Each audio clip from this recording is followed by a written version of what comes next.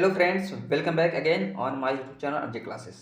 आज हम लोग क्लास 10th इकोनॉमिक्स बुक जो है चैप्टर नंबर 4 का हम लोग फुल सब्जेक्टिव क्वेश्चन आंसर करने वाले हैं। Objective, fill in the blank and short question answer, यानी सारे काज हम लोग हल करने वाले हैं। तो चलिए स्टार्ट करते बिना टाइम को वेस्ट किए हुए। इसके पहले आप हमारे चैनल में नए हैं तो चैनल को सब्सक्राइब कर लीजिए और बेल आइकन को प्रेस कर लीजिए ताकि सबसे पहले वीडियो आपके पास जाए, है ना। तो चलिए स्टार्ट करते हैं। और इसके पहले मैंने 3 चैप्टर का वीडियो अपलोड कर दिया हूं दोस्तों। यदि चाहे तो आप जाके प्लेलिस्ट में जाकर चेक कर सकते हैं, देख सकते हैं वहां से, ठीक है। तो चलिए स्टार्ट करते हैं। तो हमारा चैप्टर नंबर 4 है जिसका नाम है हमारी वित्तीय संस्थाएं। हमारी वित्तीय संस्थाएं। सबसे पहले हम लोग ऑब्जेक्टिव क्वेश्चन आंसर को हल करेंगे। तो सबसे पहला आपका है वस्तुनिष्ठ प्रश्न में सबसे पहला क्वेश्चन है,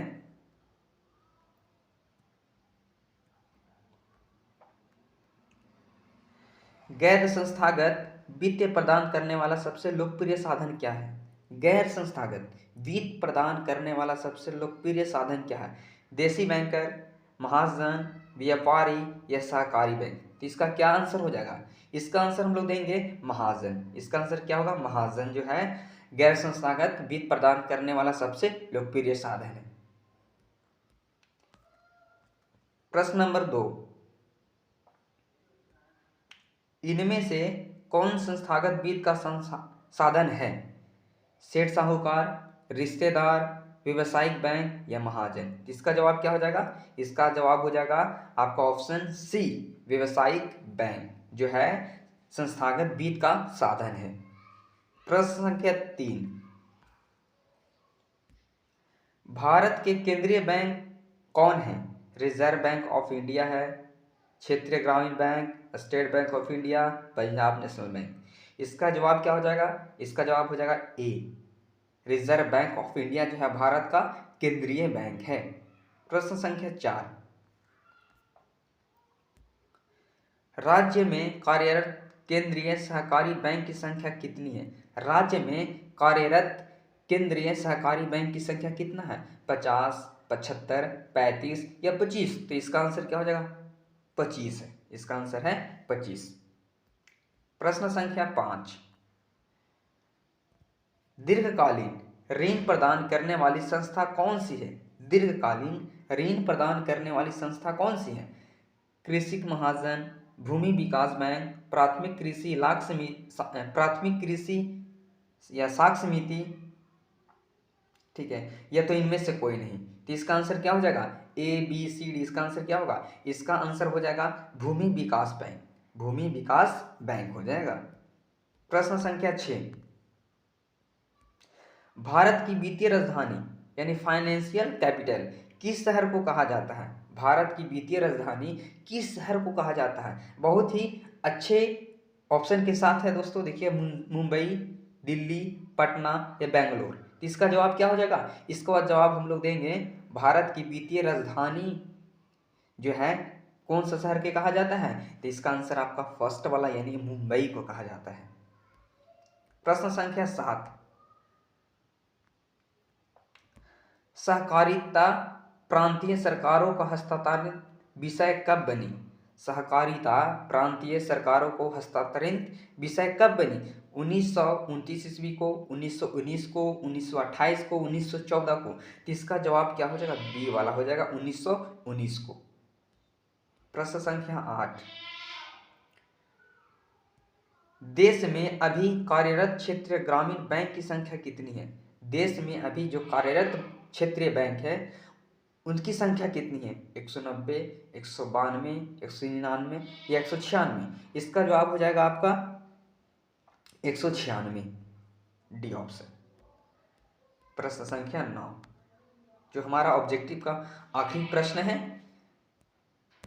व्यवसायिक बैंक का राष्ट्रीयकरण कब किया गया था। बहुत ही अच्छा प्रश्न है दोस्तों। ये एग्जाम में काफ़ी बार पूछा जा चुका है, ठीक है। क्लास 10 का जो बिहार बोर्ड एग्जाम होता है उसमें बहुत बार पूछा जा चुका है, व्यवसायिक बैंक का राष्ट्रीयकरण कब किया गया था। यानी आपका ये VVI प्रश्न है, याद रखिएगा, VVI प्रश्न हो गया, ठीक है। तो इसमें है 1966 ऑप्शन में है, 1980 है, 1969 है या 1975 है। तो इसका सही जवाब क्या हो जाएगा। इसका सही जवाब हो जाएगा सी, 1969 में हुआ था। इसके बाद बात करेंगे हम लोग रिक्त स्थान को। तो सबसे पहला आपका दिया हुआ है साख अथवा ऋण की आवश्यकता की पूर्ति किस संस्थानों के द्वारा की जाती है? तो इसका जवाब होगा वित्तीय संस्थान के द्वारा की जाती है। दूसरा है ग्रामीण क्षेत्र में साहूकार, जो ग्रामीण क्षेत्र में साहूकार द्वारा प्राप्त ऋण कितना प्रतिशत होता है? तो 30% होता है। कितने प्रतिशत? 30% होते हैं। प्रश्न संख्या 3, प्राथमिक कृषि साख समिति कृषकों को ऋण प्रदान करती है, क्या अल्पकालीन ऋण प्रदान करती है। प्रश्न संख्या 4 है भारतीय रिजर्व बैंक की स्थापना कब किया गया था? कौन सी ईस्वी में किया गया था? 1935 में किया गया था। वित्तीय संस्थाएं किसी भी देश का क्या होता है? मेरुदंड होता है। क्या होता है? मेरुदंड होता है। स्वयं सहायता समूह में लगभग कितने सदस्य होते हैं? स्वयं सहायता समूह में लगभग 15 से 20 सदस्य होते हैं।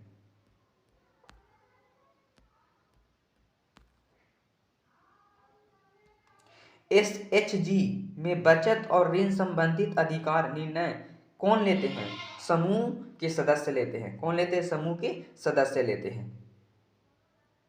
व्यवसायिक बैंक कितने प्रकार की जमा राशि को स्वीकार करते हैं? व्यवसायिक बैंक है जो कितने प्रकार की जमा राशि को स्वीकार करते हैं? तो लिखेंगे 4 प्रकार। ठीक है, 4 प्रकार जो है आगे आपको बताया जाएगा दोस्तों कौन कौन सा जो होता है। भारतीय पूंजी बाजार वित्तीय संस्थाएं प्रदान करती हैं, क्या? दीर्घकालीन वित्तीय सहायता प्रदान करती है। भारतीय पूंजी बाजार जो है दीर्घकालीन वित्तीय सहायता प्रदान करती है। एक हमारा फिल इन द ब्लैंक का जो अंतिम यानी आपका लास्ट क्वेश्चन है, जो सूक्ष्म वित्त योजना के द्वारा पैमाने पर साख अथवा ऋण की सुविधाएं उपलब्ध होता है। तो कैसी साख? किस पैमाने पर? छोटी या लघु पैमाने पर। कैसी? छोटी या लघु पैमाने पर जो होता है साख अथवा ऋण की सुविधाएं उपलब्ध होता है।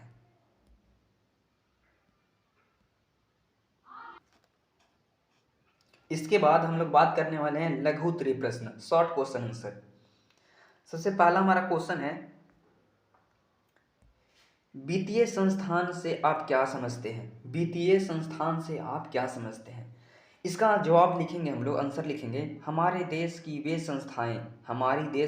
वे संस्थाएं जो आर्थिक विकास के लिए उद्यम एवं व्यवसाय की वित्तीय आवश्यकताओं को पूर्ति करता है। हमारी देश की वे संस्थाएं जो आर्थिक विकास के उद्यम एवं व्यवसाय के वित्तीय आवश्यकताओं को पूर्ति करता है, उसे वित्तीय संस्थाएं कहते हैं या तो कहा जाता है। इसके बाद प्रश्न संख्या 2 देखिए।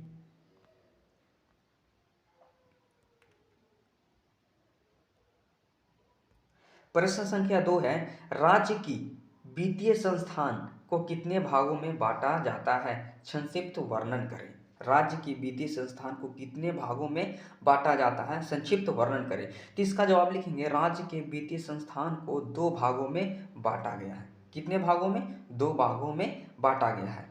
सबसे पहला भाग हमारा है गैर संस्थागत। क्या है? गैर संस्थागत। इसमें क्या आता है?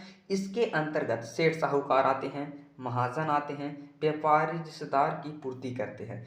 ऐसे लोग अथवा संस्थान अधिक ब्याज दर पर ऋण देते हैं। यानी आपका सेठ साहूकार, महाजन, व्यापारी, रिश्तेदार जो भी हैं वो किसी को भी ऋण देते हैं तो अधिक ब्याज पर ही देते हैं। इसके बाद हमारा दूसरा प्रकार था संस्थागत।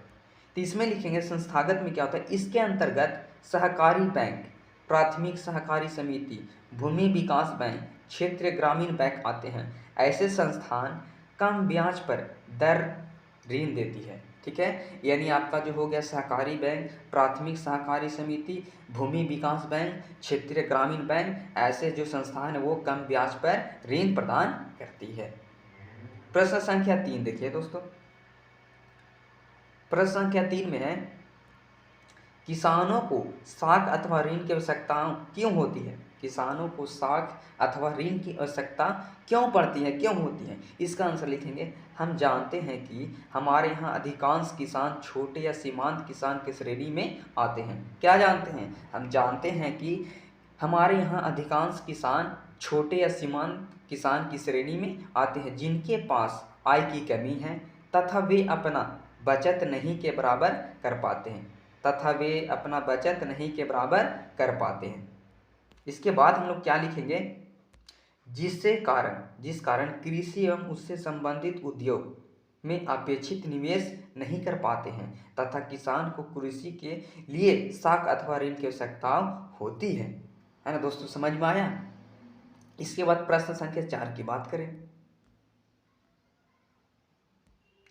व्यावसायिक बैंक कितने प्रकार की जमा राशि को स्वीकार करते हैं, संक्षिप्त विवरण करें। हमने पिछला क्वेश्चन में ही बताया था कि आगे हम बताएंगे कितने प्रकार की जमा राशि को स्वीकार करती है बैंक। तो चलिए देखते हैं। तो व्यावसायिक बैंक जो है 4 प्रकार के जमा राशि को स्वीकार करती है। तो सबसे पहला प्रकार हमारा हो गया अस्थायी जमा राशि। अस्थायी जमा राशि क्या होता है समझने का प्रयास कीजिएगा। अस्थायी जमा खाते में रुपया एक निश्चित अवधि के लिए, जैसे 1 वर्ष, आप 1 वर्ष के लिए जमा कर सकते हैं या इससे अधिक समय के लिए भी आप जमा कर सकते हैं। निश्चित अवधि के अंदर या इसे निकालना, यानी आपको निश्चित अवधि के अंदर इस राशि को निकाली नहीं जा सकती है, ठीक है, नहीं निकाली जा सकती है।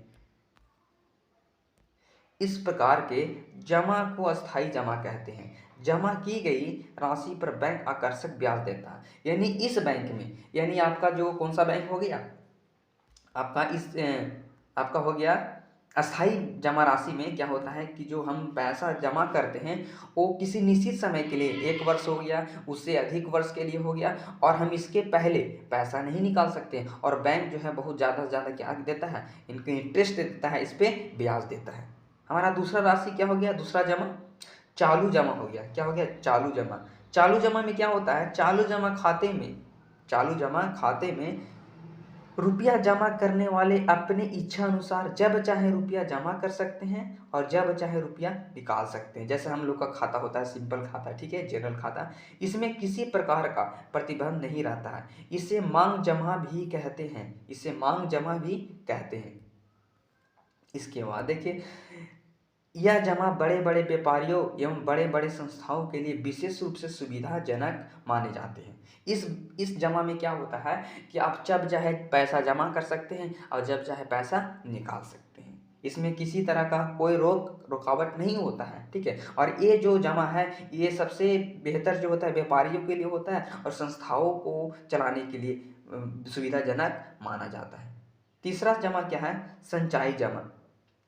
संचयी जमा में क्या होता है, इस प्रकार के खाते में रुपया जमा करने वाले जब चाहे रुपया जमा कर सकता है ना, परंतु निकालने का अधिकार सीमित होता है।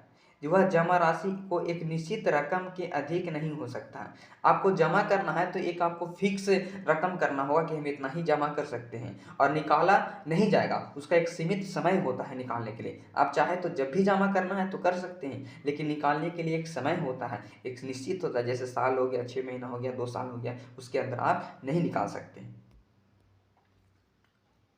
और इसे चेक की सुविधा भी प्रदान करते हैं, यानी इस जमा में आपको चेक की सुविधा भी प्रदान किया जाता है। इसके बाद प्रश्न संख्या 5,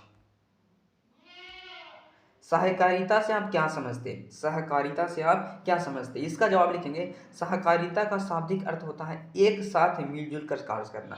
सहकारिता का अर्थ क्या होता है, एक साथ मिलजुल कर कार्य करना। सहकारिता 2 या 2 से अधिक व्यक्तियों को स्वैच्छिक संगठन से होता है।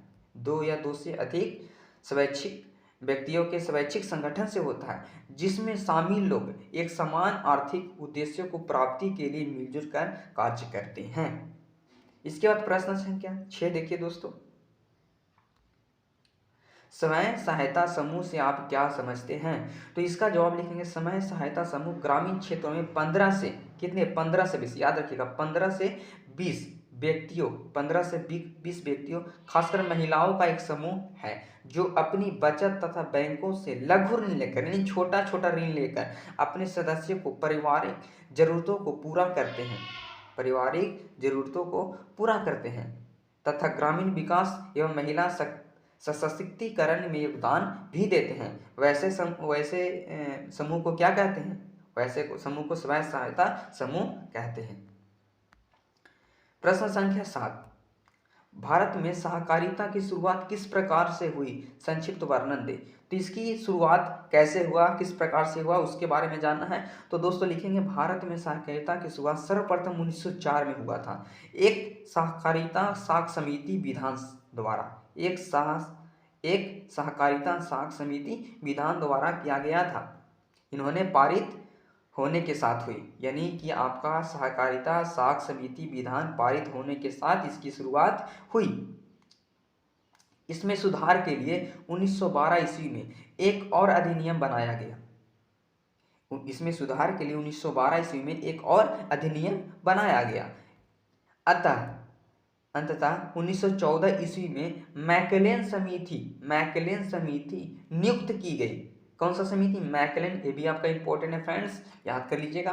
मैकलेन समिति नियुक्त की गई, जिसमें भावी रूपरेखा तैयार की। इसका संचालन राज्य सरकारों द्वारा किया जाता है या होता है। इसका संचालन राज्य सरकार के द्वारा होती है।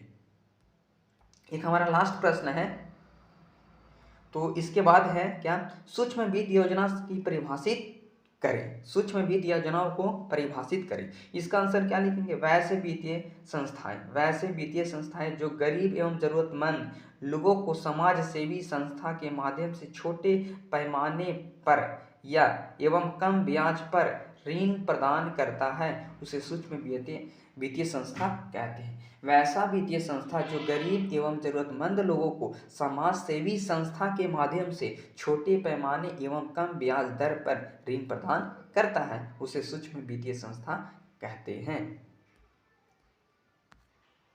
तो फ्रेंड्स आज के लिए इतना ही, बाकी मिलते हैं अगले वीडियो में। तब तक के लिए थैंक यू वेरी मच।